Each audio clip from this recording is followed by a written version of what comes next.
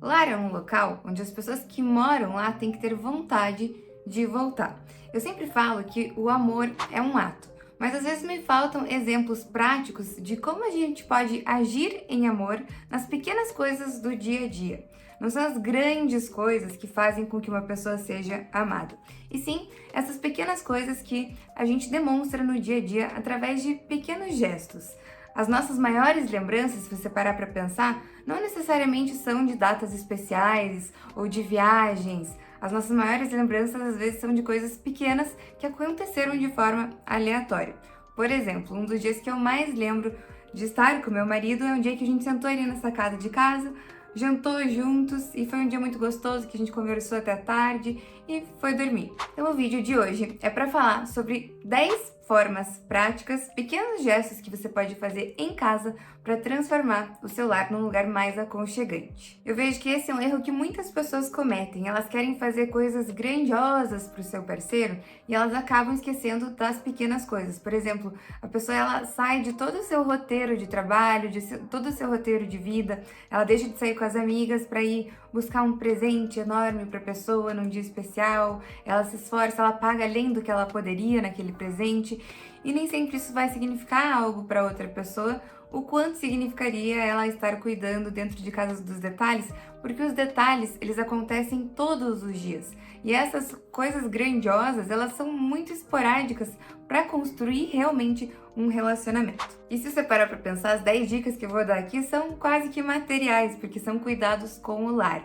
Mas esses cuidados, eles são feitos para que a outra pessoa se sinta aconchegada naquele ambiente, se sinta bem naquele ambiente e queira voltar para aquele ambiente. Então não é uma visão materialista, porque essas coisas estão sendo feitas para as pessoas e não para você e nem para a sua casa em específico.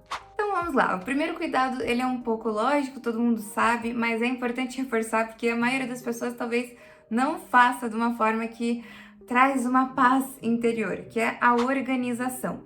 A organização mantém a harmonia das coisas. Quando as coisas estão desorganizadas, elas estão em desarmonia. E mesmo você sendo aquelas pessoas que dizem que não se importam em o seu ambiente estar desorganizado, o seu cérebro ele sempre está brigando entre a tarefa que você deveria estar fazendo naquele momento e querer organizar aquele ambiente, porque a gente sabe que tem alguma coisa fora do lugar. Eu vou dar um exemplo bem simples que nem chegava a ser desorganização, do meu armário da cozinha.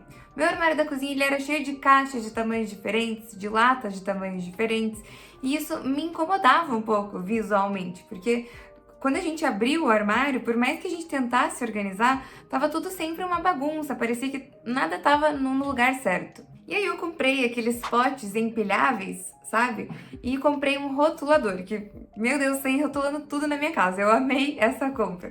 Eu vou até deixar o link aqui na descrição para quem quiser. Esse que eu comprei, eu tinha comprado um pequenininho antes que quebrou bem rápido. Então esse segundo, ele foi um pouquinho mais caro, não deu tanta diferença assim, mas ele é bem mais resistente. E às vezes ele desalinha, né? Tem gente que compra e fala que já comprou estragado. Não, é porque ele desalinhou, você tem que só alinhar ele ali. Então eu comprei esses potinhos e rotulei eles, tudo com o que era cada coisa. E isso diminuiu muito o espaço que as coisas ocupavam dentro do meu armário e deixou tudo muito mais harmônico. Por todos os potes serem iguais, você olha e parece que é uma unidade só, todas as comidas que estão ali. Então aquele incômodo que eu tinha com o antigo armário, eu já não tenho mais com esse armário novo. Tanto que quando eu comprei os potinhos, eu ia lá abrir meu armário para ter aquela sensação de harmonia várias vezes ao longo do dia que eu comprei. Então, não é para você sair comprando potinho doidado, pode ir comprando aos poucos, até porque quando você vai comprando aos poucos, você vai entendendo realmente quais são os tamanhos que você precisa, quantos você vai precisar de verdade. Para ir comprando aos poucos, eles são relativamente baratos, principalmente se você comprar pela internet. A segunda dica para transformar o celular num lugar aconchegante que dá vontade de voltar é ter itens que trazem realmente esse aconchego, que trazem essa sensação de eu tô em casa, eu tô num lugar gostoso, eu tô num lugar que me dá uma paz interior. E quais são esses itens?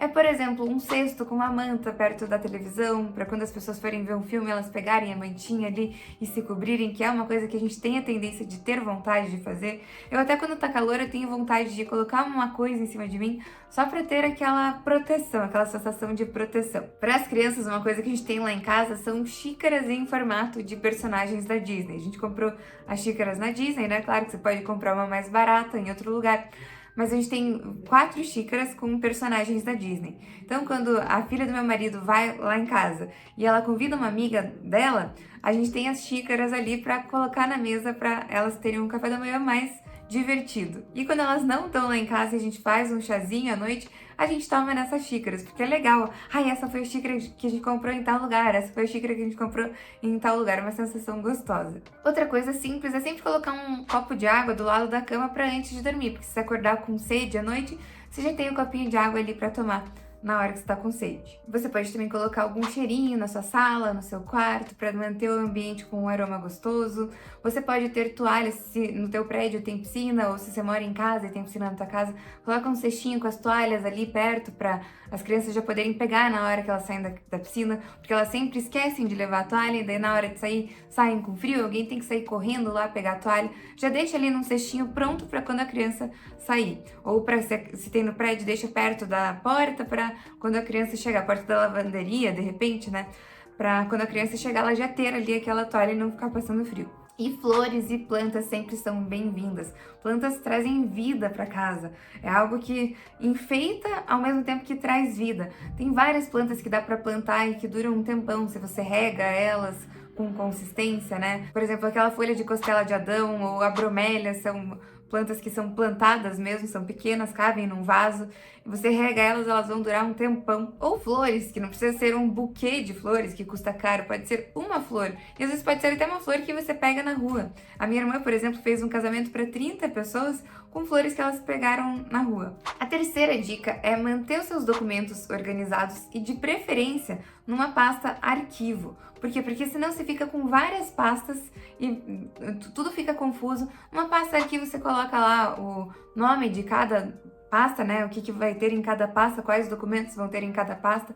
Fica fácil de achar e você não fica com aquela papelada jogada pela casa, que é o que normalmente bagunça a casa. O papel é muito fácil de bagunçar a casa, porque a gente vai acumulando, não joga fora, e quando você vê, tipo, já não tem uma gaveta cheia que na verdade podia ser reduzida para uma pasta só. Quarta dica: ter uma música de fundo, uma música tocando ali, pode ser uma música ambiente mesmo, né? Não precisa ser uma música cantada. Só pode ser baixinho também, num volume mais baixo, mas para você ter aquela... é quase que uma companhia ali na hora que você chega em casa. Ou um fundo musical para trazer uma atmosfera conforme a que você gostaria pro ambiente que você está querendo criar ali naquele momento. Se você quer um ambiente mais romântico, você coloca uma música mais romântica. Se você quer um ambiente mais divertido, você pode colocar uma música um pouquinho mais agitada. Quinta dica é ter um lar sempre pronto para receber.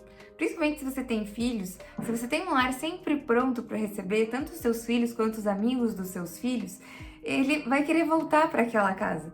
E aí ele não vai querer entrar em grupos aonde ele se sinta bem-vindo, porque ele não se sente bem-vindo em casa. Então tenha um lar sempre pronto para receber, no sentido de estar sempre pronto para ouvir as crianças, estar sempre pronto para conversar com as crianças, trocar uma ideia com as crianças.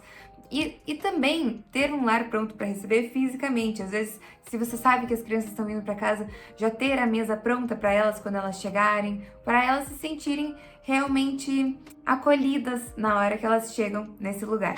A sexta dica é você ter um olhar atento, tanto para as coisas que existem dentro do seu ambiente, quanto para as suas roupas, quanto para as roupas do seu marido, em relação a como vocês se sentem em relação a cada uma dessas coisas. Porque esse olhar atento, quando você se sente mal em relação ao objeto, pode fazer com que você separe aquele objeto para doar ou para vender. Às vezes a bagunça de casa e às vezes uma estética que não é agradável em casa não é por faltarem coisas, e sim por terem coisas demais. Você percebe que às vezes você tirar um objeto deixa um ambiente mais bonito ou deixa um guarda-roupa mais harmônico do que você ter mais um objeto naquele ambiente ou naquele guarda-roupa. Então tenha esse olhar atento para como você se sente com cada uma das coisas que você usa, com cada uma das coisas que estão ao seu redor, para conseguir tirar esses acúmulos, para não ter coisa em casa que você não vai usar e para estar pronto para doar ou para vender essas coisas. Você vai ver que se você fizer esse exercício um dia de tirar tudo que tem no seu guarda-roupa, tudo que tem nos seus armários e doar tudo que você não se sente tão à vontade com aquilo, vai sair provavelmente mais do que 5 sacos de lixo ou de doações da sua casa. Vai sair bastante coisa, porque a maioria das pessoas não tem esse olhar e tem acúmulo de coisa em casa. E isso atrapalha porque às vezes a gente acaba não vendo as coisas que a gente realmente gostaria de usar e que a gente realmente acharia bonitas ali numa mesa, numa parede, porque tem tanta coisa que a gente já nem sabe mais o que a gente tem. 7ª dica, esteja sempre pronto para ouvir e acolher as pessoas dentro de casa, acima das tarefas de casa. A gente tem tarefas de casa eternas, então organização não acaba nunca. Por isso que a gente tem que despender de um tempo ali diário para estar sempre organizando a casa. Quando a gente tem a casa organizada, é mais fácil de manter do que começar aquilo do zero. Mas vai ter alguns momentos que o seu marido vai precisar que você escute ele, que ele vai chegar estressado do trabalho, que o seu filho vai chegar chateado da escola e às vezes ele nem sabe que ele quer que você escute ele, porque ele ainda não sabe verbalizar o que ele está sentindo. Então esteja sempre pronto para ouvir e acolher essas pessoas antes das tarefas de casa, porque isso faz com que elas se sintam realmente bem-vindas e que elas voltem a compartilhar as coisas com você. 8ª dica é: a gente não pode ter esse desespero também por querer sempre ouvir e acolher, porque às vezes as pessoas querem ficar sozinhas, elas querem trabalhar num projeto individual delas, elas querem fazer algum hobby que é individual. Então permita que as pessoas se insiram nas suas próprias atividades. Não fique invadindo essa pessoa para sempre ela compartilhar as coisas com você, para sempre fazerem coisas juntos, porque cada um precisa ter a sua individualidade também dentro de casa. 9ª dica é ter um Trello junto com o seu parceiro ou parceira. Geralmente, quando a gente muda para uma casa nova, todas as tarefas ficam por conta de 2 pessoas. Se é cada um por si, e um não sabe dos desejos e aspirações para aquela casa do outro, é um cobrando o outro. Então, nossa, olha, esse lugar aqui tá uma bagunça. Ah, a gente tem que comprar não sei o que lá. A gente precisa urgente de não sei o que lá. E aí fica essa troca de informações que acaba ninguém absorvendo, porque cada um também está preocupado com o que ele está preocupado ali dentro da casa, né? E geralmente a gente não vai ter dinheiro para fazer tudo o que a gente quer dentro da casa de uma vez só. Então, tenha um Trello para organizar as atividades de casa. Por exemplo, a geladeira estragou, precisamos consertar a geladeira. Você coloca lá no Trello que vai estar compartilhado com a outra pessoa. A gente precisa comprar mais papel higiênico. Você coloca lá no Trello para vocês dois não esquecerem. E aí fica uma responsabilidade dos dois, mas fica uma coisa que um não precisa ficar jogando pro outro dentro de casa, porque vocês vão se organizando ali dentro da ferramenta que está compartilhada com os dois. Então, quando você coloca ali, você já sabe que a outra pessoa vai ficar sabendo daquilo também, e vocês vão se organizando aí por ali para irem fazendo coisa mês a mês. E a 10ª dica é envolver o seu parceiro ou a sua parceira na construção desse lar. Geralmente tem uma das pessoas ali no relacionamento, pode ser que uma não se importe tanto assim com a construção do lar. Então, quando a outra ela começa a envolver essa pessoa e às vezes fazer coisas que são importantes para outra pessoa só para demonstrar o quanto que se focar ali na construção do lar vai ser importante para o sentimento que você tem dentro daquela casa, faz com que a pessoa se anime e comece a também ter ideias para trabalhar ali dentro do lar. Então, por exemplo, minha casa ficou bagunçada por 2 meses quando a gente se mudou. E aí um dia eu me empolguei e resolvi organizar uns 3, 4 ambientes da casa. E passei 2 dias organizando aqueles ambientes. Quando eu fiz aquilo, o meu marido ele ficou muito motivado, ele ficou muito feliz, porque ele viu o quanto que aquilo fez diferença. E aí ele começou a organizar outros ambientes que eu não me importava tanto. Então, para ele a lavanderia importava muito.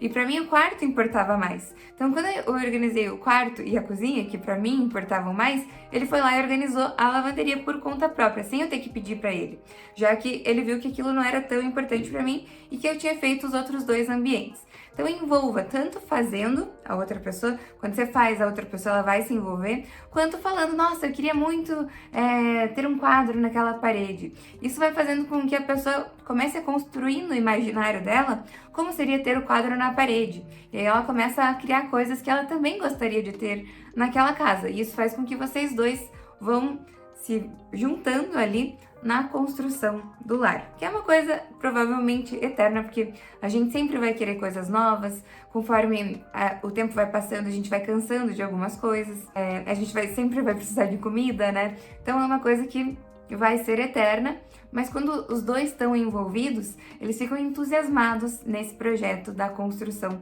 do lar e eles têm vontade de trabalhar na casa, fora de casa, para trazer isso para dentro e sempre voltar para casa.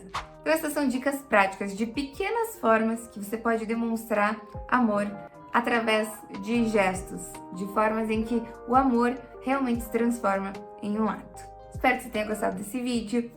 Um beijo e até o próximo!